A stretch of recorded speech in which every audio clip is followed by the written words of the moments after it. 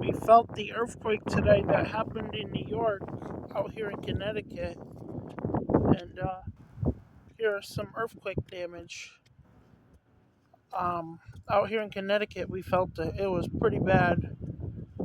Maybe we only felt like an aftershock from it, but we definitely got some earthquake damage through the barriers on the roads.